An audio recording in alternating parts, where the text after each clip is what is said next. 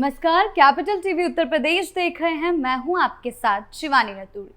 उत्तर प्रदेश में बकरीद 2026 से पहले माहौल सिर्फ धार्मिक तैयारियों तक सीमित नहीं है, बल्कि इस प्रशासनिक सख्ती भी पूरी तरह दिखाई देने लगी। सरकार ने साफ कर दिया कि सड़क पर नमाज, खुले में कुर्बानी, भड़काऊ सोशल मीडिया पोस्ट और नियमों के खिलाफ किसी भी नई परंपरा को इस बार बिल्कुल बर्दाश्त नहीं किया जाएगा। पुलिस और प्रशासन संवेदनशील इलाकों पर लगातार नजर बनाए हुए हैं।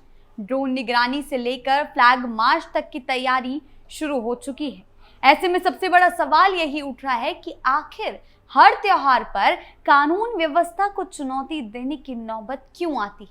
क्या आस्था के नाम पर आम लोगों की जिंदगी और सार्वजनिक व्यवस्था को प्रभावित करना सही माना जा सकता है? इन सभी सवालों के बीच सरकार ने अब बेहद सख्त और साफ संदेश दे दिया है। नियम तोड़ने वालों पर सीधा एक्शन होगा और इसी को लेकर तैयारियां शुरू कर दी गई हैं। क्या कुछ चल रहा है, आइए जानते हैं विस्तार से। बकरीद से पहले यूपी में हाई अलर्ट। आगामी बकरीद यानी ईद उल अजहा 2026 को लेकर इस बार प्रशासन पहले से ज्यादा सख्त है। प्रदेश के अलग अलग जिलों में लगातार पीस कमेटी की बैठक हो रही है। इन बैठकों में पुलिस अधिकारी, जिला प्रशासन, स्थानीय जनप्रतिनिधि, धर्म गुरु और समाज के जिम्मेदार लोग शामिल हो रहे हैं। मुख्यमंत्री योगी आदित्यनाथ की तरफ से साफ निर्देश दिए गए कि त्योहार शांति, कानून और भाईचारे के साथ मनाया जाए, लेकिन किसी भी हाल में नियमों को तोड़ने की इजाजत नहीं दी जाएगी। सवाल ये है कि आखिर हर साल त्योहारों के दौरान प्रशासन को इतनी सख्ती क्यों करनी पड़ती है? आखिर क्यों बार बार लोगों को ये याद दिलाना पड़ता है कि सड़कें नमाज पढ़ने के लिए नहीं हैं, आम जनता के आने जाने के लिए बनी है? क्यों हर बार सोशल मीडिया पर ऐसे वीडियो डालने की कोशिश होती है जिससे माहौल खराब हो सकता है? और क्यों कुछ लोग अपनी धार्मिक आजादी के नाम पर दूसरों की परेशानी को नजरअंदाज करने लगते हैं? क्या कुछ कदम इन दिनों उठाए जा रहे हैं? देखिए रिपोर्ट। सुरक्षा व्यवस्था कड़ी, प्रशासन सतर्क। त्योहारों से पहले सख्त पुलिस प्रशासन। बकरीद को लेकर मेरठ रेंज में सुरक्षा एजेंसियां पूरी तरह अलर्ट मोड पर आ गई हैं। जिले में 173 ईदगाह और 515 मस्जिदों में नमाज अदा होगी, जबकि संवेदनशील इलाकों में ड्रोन कैमरों से निगरानी और लगातार पैदल गश्त कराई जाएगी। कानून व्यवस्था बनाए रखने के लिए मेरठ रेंज में 23 जोन, 79 सेक्टर और 49 QRT गठित की गई है। करीब 6000 पुलिसकर्मी सुरक्षा व्यवस्था संभालेंगे। DIG रेंज मेरठ कलानिधि नैथानी ने सभी जिला प्रभारियों को निर्देश दिया है कि परंपरा से हटकर किसी भी प्रकार का आयोजन न होने दिया जाए।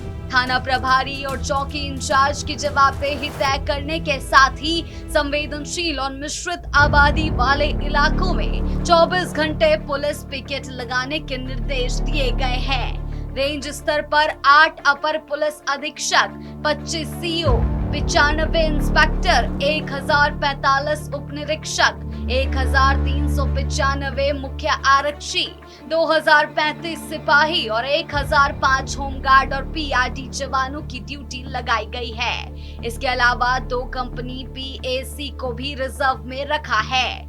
पुलिस ने शहर और देहात के संवेदनशील इलाकों की सूची तैयार कर ली।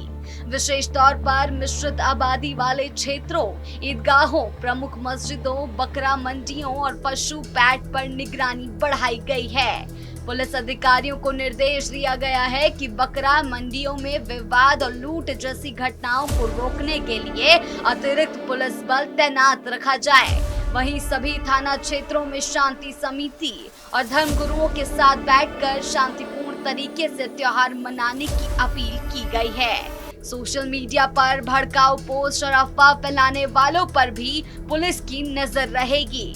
सोशल मीडिया सेल को फेसबुक, इंस्टाग्राम, X और व्हाट्सएप पर लगातार मॉनिटरिंग करने के निर्देश दिए हैं। सोशल मीडिया पर अफवाह या भड़काऊ पोस्ट डालने वालों के खिलाफ तत्काल मुकदमा दर्ज करने के निर्देश हैं। जिले में इस बार बकरीद पर सुरक्षा का पूरा फोकस संवेदनशील और मिश्रित आबादी वाले इलाकों पर रहेगा। पुलिस ने 91 स्थानों को हॉटस्पॉट के रूप में चिन्हित किया है, जहां ड्रोन कैमरों से निगरानी की जाएगी। इसके अलावा हर संवेदनशील इलाके में स्ट्रेट मजिस्ट्रेट और पुलिस पिकेट तैनात किए जाएंगे।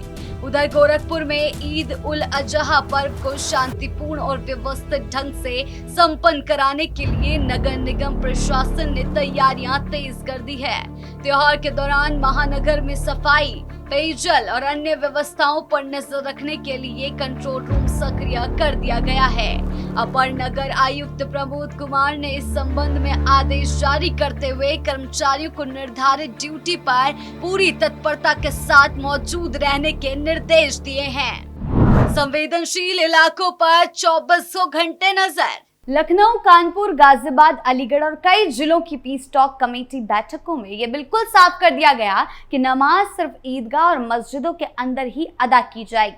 अगर भीड़ ज्यादा होती है, अलग अलग पालियों में नमाज पढ़ी जाए, शिफ्ट्स में नमाज पढ़ी जाए, लेकिन सड़क पर नमाज की अनुमति नहीं होगी। अब सवाल यह है कि क्या किसी भी त्योहार के नाम पर पूरे शहर की सड़कें रोक देना सही है? क्या उन लोगों की जिंदगी की कोई कीमत नहीं जो रोज उसी सड़क से नौकरी पर जाते हैं, जो एम्बुलेंस में मरीज लेकर अस्पताल जा रहे होते हैं, जो स्कूल, कॉलेज, ऑफिस या जरूरी काम के लिए निकलते हैं? सोचिए, अगर किसी व्यस्त हाईवे या सड़क पर अचानक हजारों लोग बैठ जाएं तो उसका असर कितने लोगों पर पड़ता है।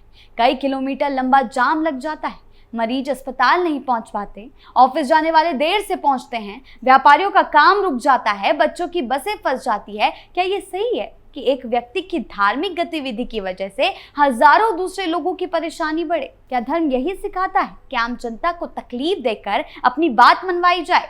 यही वजह है कि इस बार प्रशासन पहले से ज्यादा एक्टिव है और साफ कह रहा है कि किसी भी हालत में सड़क जाम होने नहीं दिया जाएगा। सोशल मीडिया मॉनिटरिंग भी तेज। त्योहारों पर कानून व्यवस्था बनाए रखने की रणनीति। त्योहारों के दौरान माहौल बिगड़ने की घटनाएं कोई नई बात नहीं रही। पिछले कई दशकों में होली, रामनवमी, दुर्गा विसर्जन, मुहर्रम, बकरीद और कांवड़ यात्रा जैसे आयोजनों के दौरान कई बार सांप्रदायिक तनाव और हिंसा देखने को मिला। मेरठ, कानपुर, अलीगढ़, वाराणसी, संभल, बरेली, प्रयागराज जैसे शहर कई बार संवेदनशील केंद्र बन चुके हैं, जहां छोटी सी अफवाह, जुलूस के रास्ते को लेकर विवाद, तेज आवाज में डीजे, धार्मिक नारों या सोशल मीडिया पर वायरल पोस्ट ने बड़े टकराव का रूप ले लिया। कई बार बकरीद पर खुले में कुर्बानी, सड़क पर नमाज या धार्मिक जुलूसों के मार्ग को लेकर विवाद पैदा हुए, तो कभी कांवड़ यात्रा के दौरान दुकानों, रास्तों और धार्मिक पहचान को लेकर तनाव बढ़ा है। सोशल मीडिया के दौर में ये समस्या और गंभीर हो गई, क्योंकि कई मामलों में फर्जी वीडियो, पुराने दंगों की तस्वीर या भड़काऊ पोस्ट मिनटों में माहौल खराब कर देते हैं। यही वजह है कि अब उत्तर प्रदेश प्रशासन त्योहारों से पहले ही हाई अलर्ट, ड्रोन निगरानी, social media monitoring, peace committee बैठकों और भारी पुलिस बल की तैनाती जैसी रणनीतियों पर जोर देता है। सरकार लगातार ये संदेश देने की कोशिश कर रही है कि आस्था और परंपरा अपनी जगह, लेकिन कानून व्यवस्था से खिलवाड़ करने वालों के खिलाफ अब तुरंत और सख्त कार्रवाई होगी, ताकि त्योहार शांति और सौहार्द के साथ संपन्न हो सके। हालांकि योगी आदित्यनाथ दंगों पर फुल स्टॉप लगाने की पहले ही तैयारी को अंजाम देने की रणनीति बनाई है और काफी समय से त्योहारों के समय पहले ही पुलिस की अलर्टनेस के चलते शांति देखने को मिलती है। स्थिति उतने बड़े पैमाने पर खराब नहीं होती और माहौल को पहले से शांत कराने की कोशिश की जाती है। चप्पे चप्पे पर पुलिस की तैनाती भी इसी का एग्जाम्पल है। योगी मॉडल की यही सबसे बड़ी खासियत है। अब उत्तराखंड से लेकर बंगाल तक साफ दिखाई देने लगी है, जहां प्रशासन और पुलिस किसी भी संवेदनशील मुद्दे या त्योहार के आने से पहले ही पूरी तरह अलर्ट मोड पर नजर आ रहे हैं। पहले जहां अक्सर हालात बिगड़ने के बाद कार्रवाई होती थी, वहीं अब कई राज्यों में माहौल खराब होने से पहले ही एहतियाती कदम उठाने की रणनीति अपनाई जा रही है। पुलिस लगातार फ्लैग मार्च कर रही है, संवेदनशील इलाकों में निगरानी बढ़ाई जा रही है, सोशल मीडिया पर नजर रखी जा रही है, स्थानीय प्रशासन के जरिए लोगों से शांति बनाए रखने की अपील हो रही है। इसका मकसद साफ है, किसी भी तरह की अफवाह, तनाव या सांप्रदायिक विवाद को शुरुआती स्तर पर ही रोक दिया जाए, ताकि दंगे की स्थिति पैदा ही ना हो।